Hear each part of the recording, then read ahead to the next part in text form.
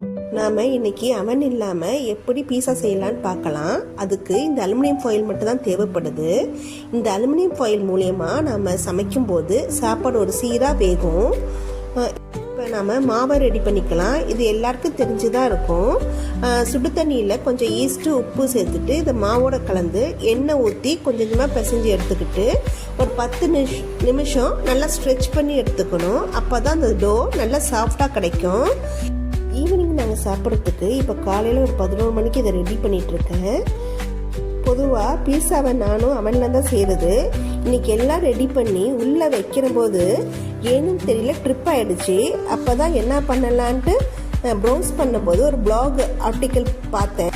First தோசைக்கல்லில் நல்லா எண்ணெயை தடவிட்டு அதுக்கு மேலே தேய்ச்சி வச்ச மாவையும் அதுக்கு மேலே திருப்பி நல்லா எண்ணெயை அப்ளை பண்ணிவிட்டு இதை அலுமினியம் ஃபாயில் வச்சு மூடி நம்ம ஒரு 3-5 நிமிஷம் 2 பக்கமும் திருப்பி போட்டு எடுத்துக்கணும்.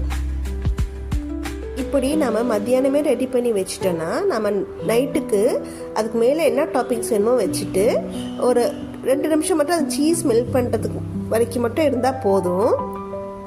இந்த சாஸ் செய்கிறதுக்கு ஒரு வெங்காயம், ஒரு 4-5 பல்லு பூண்டு சின்னதாக பொடிசாக கட் பண்ணிக்கணும்.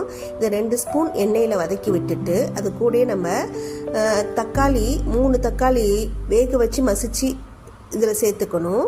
கூடவே நம்ம உப்பு, சில்லி ஃப்ளேக்ஸு, அப்புறம் என்னென்ன ஹெர்ப்ஸ் வேணுமோ சேர்த்துக்கலாம். கூடவே 2 டீஸ்பூன் டொமேட்டோ கெச்சப் சேர்த்து நல்லா சுருண்டை வதக்கி விட்டுட்டா ரெடி ஆகிடும். ஏற்கனவே நாம் டோஸ்ட் பண்ண பீஸாவில் இதை 1 ஸ்பூன் நல்லா தடவி விட்டுட்டு நம்மளுக்கு என்னென்ன வேணுமோ எல்லா டாப்பிங்ஸ் வச்சுட்டு சீஸை வச்சு தோசைக்கல்ல திருப்பி நம்ம எண்ணெய் இல்லாமல் வச்சு ஒரு 2 நிமிஷம் அந்த சீஸ் மெல்ட் ஆகிறதுக்கு வரைக்கும் மட்டும் வச்சா போதும். இப்போயும் நம்ம மறக்காமல் அந்த அலுமினியம் ஃபாயில் மூடி வைக்கணும். இப்படி இந்த தவாவில் செஞ்ச பீஸா எங்கள் எல்லாருக்கும் ரொம்ப பிடிச்சிருந்துச்சு. இனிமேல் நான் எப்போ பீஸா செஞ்சாலும் இந்த தவா பீஸா தான் செய்யலான்னு இருக்கேன். அவனை விட எனக்கும் இதான் பிடிச்சிருந்துச்சு.